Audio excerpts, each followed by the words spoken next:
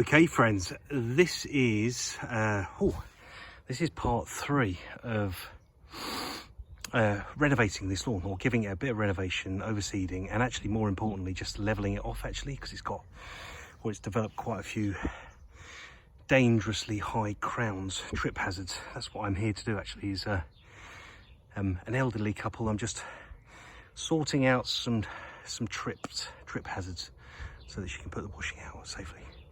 So first pass done and tidied up, and the good news is if I walk across it, it already feels a little bit flatter. So we've knocked off quite a few of the extreme crowns, but we're going to go over it a second time and get into it a bit closer so I can actually get some seed channels in.